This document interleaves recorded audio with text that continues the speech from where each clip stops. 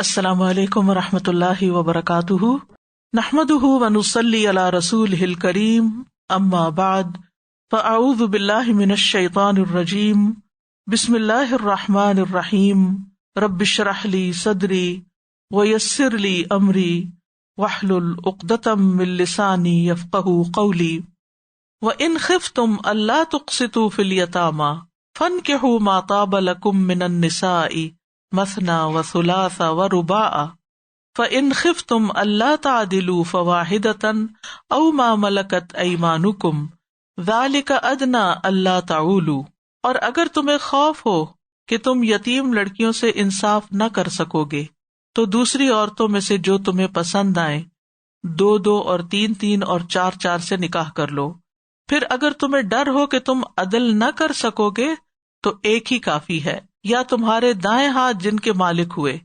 یعنی لونڈیاں، یہ زیادہ قریب ہے کہ تم ایک کی طرف نہ جھک جاؤ۔ وَإِنْ خِفْتُمْ أَلَّا تُقْسِطُوا فِي الْيَتَامَى، یہاں یتیم بچیوں کے اولیاء کو خطاب ہے جو ان کے ذمہ دار ہے، یعنی اگر تمہیں ڈر ہو کہ ان یتیم بچیوں کے ساتھ نکاح کر کے ان کے ساتھ انصاف کا معاملہ نہ کر سکو گے، مہر کم دو گے یا ان کے ساتھ اچھا برتاؤ نہ کر سکو گے، تو ان کے علاوہ دوسری بچیوں سے شادی کرو، اور اس میں زیادہ تر میکسیمم کہاں تک جا سکتے ہو؟ 4 تک۔ اصل میں اس آیت کے پیچھے ایک کانٹیکسٹ ہے، ایک حضرت عائشہ کی وہ روایت ہے جس سے عرب معاشرے کی ایک جھلک بھی پتہ چلتی ہے اور اس آیت کی پوری طرح سمجھ بھی آتی ہے۔ عروہ بن زبیر جو حضرت عائشہ کے بھانجے ہیں، وہ کہتے ہیں کہ انہوں نے حضرت عائشہ سے اس آیت کا مطلب سمجھا کہ اس کا کیا مطلب ہے، تو عائشہ رضی اللہ عنہا نے فرمایا، اے میرے بھانجے، اس سے مراد وہ یتیم لڑکی ہے جو اپنے سرپرست کی زیر کفالت ہوتی، وہ اس کے مال میں بھی شریک ہوتی، پھر اس سرپرست کو اس کا مال اور جمال پسند آ جاتا تو اس سے نکاح کر لیتا، لیکن مہر دینے کی بابت اس کی نیت بدلی ہوئی ہوتی، یعنی وہ اسے اتنا مہر نہ دیتا جو اس لڑکی کو کسی دوسرے مرد سے مل سکتا تھا۔ تو اس سے منع کیا گیا کہ یتیم لڑکی کا حق مہر نہ مارا جائے، اور صرف یتیم لڑکی کا نہیں، کسی بھی عورت کا حق مہر مارنا جو ہے یہ بھی کبیرہ گناہوں میں سے ایک ہے۔ وَإِنْ خِفْتُمْ أَلَّا تُقْسِطُوا فِي الْيَتَامَى، اگر تمہیں ڈر ہو کہ تم یتیم بچیوں کے معاملے میں انصاف نہیں کر سکو گے تو پھر کیا محذوف ہے یہاں؟ پھر ان سے شادی مت کرو، پھر ان کے علاوہ دوسری عورتوں سے شادی کرو۔ اور شادی کے معاملے میں یہاں ایک اور اصول بتا دیا گیا ساتھ ہی اس کانٹیکسٹ میں کہ فَانْكِحُوا مَا طَابَ لَكُمْ، نکاح کرو جو تمہیں پسند آئے،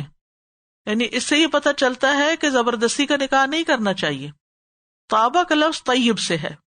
یعنی اس عورت سے شادی کرو جس کا دین، مال، حسب، نسب، حسن و جمال اور دیگر صفات جو نکاح کی طرف راغب کرتی ہیں انسان کو، ان کو سامنے رکھو۔ یعنی ایسے ہی کسی سے شادی مت کر لو کہ جو زبردستی کی ہو اور پھر اس کے بعد تم نبھا نہ سکو۔ اور اسی طرح والدین کو یا جو سرپرست ہیں ان کو بھی کسی لڑکے یا لڑکی کی شادی اپنی مرضی سے جبرن نہیں کر دینی چاہیے، بلکہ جن کی شادی ہو رہی ہے ان کا لحاظ رکھنا چاہیے کہ ان کو بھی یہاں رشتہ پسند ہے یا نہیں۔ فَانْكِحُوا مَا طَابَ لَكُمْ، اور طابہ کا لفظ طیب سے بھی ہے، یعنی ایک اور معیار بھی دیا جا رہا ہے کہ شادی اس بندے یا بندی سے کرو، یہاں تو خیر عورتوں کی بات ہے، لیکن دونوں لحاظ سے کہ جو طیب ہوں، پاکیزہ کردار کے مالک ہوں، اچھے لوگ ہوں، نہ کہ کسی کے ساتھ بھی وقتی طور پر اس کے حسن سے متاثر ہو کر تم شادی کر لو۔ اور پھر ہمارے دین نے ہمیں سکھایا ہے کہ تنکح المرأة لأربع لمالها ولحسبها ولجمالها ولدینها فاظفر بذات الدین تربت یداک، عورت کے ساتھ 4 باتوں کی وجہ سے شادی کی جاتی ہے، اس کے مال کی وجہ سے، اس کے حسب نسب کی وجہ سے، اس کی خوبصورتی کی وجہ سے، اس کے دین کی وجہ سے۔ تم دین والی لڑکی کے ساتھ شادی کرو، تمہارے ہاتھ خاک آلود ہوں، یعنی طیب عورت کا انتخاب کرو، اچھی عورت کا انتخاب کرو، اور اس کے لیے یہ بھی حکم ہے کہ نکاح سے پہلے عورت کو دیکھ لیا جائے۔ اور ایک حدیث میں آتا ہے رسول اللہ صلی اللہ علیہ وسلم نے فرمایا، اپنے نطفوں کے لیے اچھی عورت کا انتخاب کرو، ہم پلہ عورتوں سے نکاح کرو، اور ہم پلہ مردوں کو اپنی بیٹیوں کا نکاح کر کے دو۔ یعنی بہت زیادہ معاشرتی فرق بھی نہیں ہونا چاہیے، کیونکہ اس میں کیا ہوتا ہے کہ پھر اگر لڑکی بہت امیر گھرانے سے ہو تو لڑکا عموماً احساس کمتری کا شکار ہو جاتا ہے، اور پھر وہ ہر وقت لڑکی کو ٹارچر کرتا رہتا ہے۔ اگر زیادہ پڑھی لکھی ہو مرد کے مقابلے میں تب بھی مرد احساس کمتری کا شکار ہو جاتا. یا یہ کہ مرد بہت ہائیلی ایجوکیٹڈ ہو اور لڑکی بالکل ان پڑھ ہو تو تب بھی وہ میچ نہیں بنتا. یعنی جب میچ کرو تو پھر اس میں کچھ سملیرٹیز بھی ہونی چاہیے تاکہ نباہ ہو سکے. اور حد کیا ہے نکاح کی؟ مثنا یعنی ایک کے بعد 2، 3 اور 4 تک شادی کر سکتے ہو. 4 سے زیادہ کی اجازت ہمارے دین میں نہیں. وہ صرف نبی صلی اللہ علیہ وسلم کے لیے تھا. اور اس آیت کے بھی کانٹیکسٹ میں آتا ہے کہ غیلان بن سلمہ ثقفی نے جب اسلام قبول کیا تو اس کے نکاح میں 10 بیویاں تھیں، تو آپ نے فرمایا 4 کو منتخب کر لو، باقی کو فارغ کر دو. تو ایسے ہی ہوا. لیکن 4 تک رخصت دی جا رہی ہے، کوئی حکم نہیں دیا جا رہا. یعنی 4 تک کی اجازت ہے، اس کا یہ مطلب نہیں کہ یہ ہر مرد کو حکم دیا جا رہا ہے کہ وہ ضرور 4 تک شادیاں کرے یا 2 شادیاں کرے یا 3 شادیاں کرے. کیونکہ آگے فرمایا فَإِنْ خِفْتُمْ أَلَّا تَعْدِلُوا فَوَاحِدَةً، پھر اگر تمہیں ڈر ہو کہ تم عدل نہیں کر سکو گے تو ایک ہی پھر ٹھیک ہے. یعنی ہر انسان کو اپنا پتا ہوتا ہے کہ میں مالی اعتبار سے، جسمانی اعتبار سے کہاں کھڑا ہوں، میرے حالات کیا ہیں، میرے گھر کے حالات، میرے معاشرے کے جو آس پاس کے لوگ ہیں ان کے حالات کیا ہیں، اور اس کے مطابق وہ فیصلہ کرے. نہ کہ صرف ایک بیوی سے ناراض ہو کر یا اس کی کوئی عادت پسند نہیں تو ہر وقت اس کو دھمکی دیے رکھے میں دوسری کر لوں گا، میں دوسری کر لوں گا. تو یہ طریقہ درست نہیں ہے. ہاں اگر کوئی کرنا چاہتا ہے تو اسلامی لحاظ سے 4 تک حلال ہے، یعنی وہ حرام کے دائرے میں نہیں. اور اس کی اجازت بھی اسی لیے دی گئی کہ بعض مردوں کی ضرورت ایک سے زائد کی بھی ہو سکتی ہے، تو اس صورت میں وہ حرام کی طرف نہ جائے بلکہ حلال طریقے سے نکاح کرے. فَإِنْ خِفْتُمْ أَلَّا تَعْدِلُوا فَوَاحِدَةً، کہ ایک سے زیادہ بیویاں رکھنے کی صورت میں انصاف کرنا چونکہ مشکل ہے، کسی کی طرف قلبی میلان زیادہ ہوگا یا ضروریات زندگی اس کو زیادہ فراہم کی جا رہی ہوں گی، تو پھر ایسی صورت میں ایک ہی کافی ہے. اس حقیقت کو ایک اور جگہ پر مزید واضح کیا گیا سورۃ النساء میں ہی، وَلَن تَسْتَطِيعُوا أَن تَعْدِلُوا بَيْنَ النِّسَاءِ وَلَوْ حَرَصْتُمْ فَلَا تَمِيلُوا كُلَّ الْمَيْلِ فَتَذَرُوهَا كَالْمُعَلَّقَةِ وَإِن تُصْلِحُوا وَتَتَّقُوا فَإِنَّ اللَّهَ كَانَ غَفُورًا رَحِيمًا.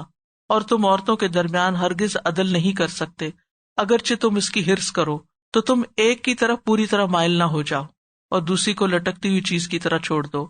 اور اگر تم اصلاح کرو اور تقوی اختیار کرو تو بے شک اللہ بہت بخشنے والا، رحم فرمانے والا ہے. نبی صلی اللہ علیہ وسلم نے اپنی بیویوں کے درمیان عدل کیا، اور جو عدل نہ کرے اس کی سزا کیا ہے؟ رسول اللہ صلی اللہ علیہ وسلم نے فرمایا جس شخص کی 2 بیویاں ہوں اور وہ ایک کو دوسری پر ترجیح دیتا ہو، یعنی ناانصافی کرتا ہو، وہ قیامت کے دن اس طرح آئے گا کہ اس کے جسم کا ایک حصہ گر چکا ہوگا. او ما ملکت ایمانکم، یا پھر جن کے تمہارے دائیں ہاتھ مالک ہیں، یعنی تم لونڈیوں پر اکتفا کر لو، کیونکہ لونڈیوں کے درمیان باری تقسیم کرنا یا عدل کرنا فرض نہیں ہے. اور لونڈی سے مراد وہ عورتیں ہیں جو غلام بنائی جاتی ہیں، ما ملکت ایمانکم یعنی غلام عورتیں جو ہیں. اور غلام عورتوں کے لیے عقد نکاح کی ضرورت نہیں ہوتی، صرف ان کی غلامی ہی جس کے حصے میں وہ آئے وہی ان کا، یعنی جو ولی الامر تقسیم کرتا ہے. جب کسی اسلامی جنگ کی شکل میں جب عورتیں آتی ہیں تو اس صورت میں وہ جس کو دی جاتی ہیں وہ ان کا مالک ہو جاتا ہے، ان کے دائیں ہاتھ ان کے مالک ہو جاتے ہیں. اور پھر اس کے بعد وہاں نہ گواہوں کی ضرورت ہوتی ہے، نہ حق مہر کی ضرورت ہوتی ہے. لیکن ہمارے زمانے میں غلامی تقریباً ختم ہو چکی ہے، اب نہ تو کوئی غلام ہوتے ہیں نہ نوڈیاں ہوتی ہیں، یعنی معروف شکل میں. لیکن اگر کبھی ایسا کوئی موقع ہو، یعنی جنگی قیدیوں کی شکل میں، اور وہاں پر ایسے احکام لاگو ہوتے ہوں تو پھر ان چیزوں کو دیکھا جائے گا. خیر یہاں اس وقت لونڈی غلام کے بارے میں بات کرنے کا موقع نہیں ہے، لیکن مختصراً یہ اتنا کافی ہے کہ لونڈی کے جو حقوق ہیں وہ آزاد عورت کے مقابلے میں کم ہوتے ہیں. ذالک ادنی اللہ تعولوا، یہ حکم اس لیے دیا جا رہا ہے کہ تم ظلم نہ کرو، حق سے نہ ہٹ جاؤ. یعنی اگر کسی کو خوف ہے کہ وہ اتنا عدل بھی نہیں کر سکتا جتنا واجب ہے تو پھر اس کو دوسرا نکاح نہیں کرنا چاہیے، کیونکہ اگر اس نے پھر عدل نہ کیا تو ظلم کا شکار ہوگا، اور ظلم جو ہے وہ قیامت کے دن اندھیروں میں سے ہوگا. تو ایسا کام نہیں کرنا چاہیے جس میں ظلم کا اندیشہ ہو، خواہ وہ جائز ہی کیوں نہ ہو، مباح ہی کیوں نہ ہو. نہ صرف یہ کس معاملے میں بلکہ کسی اور معاملے میں بھی جہاں انسان یہ سمجھے کہ میں دوسروں کے حقوق پورے نہیں کر سکتا، ان پر زیادتی کروں گا، تو اس سے کنارہ کشی اختیار کرنا ہی بہتر ہے.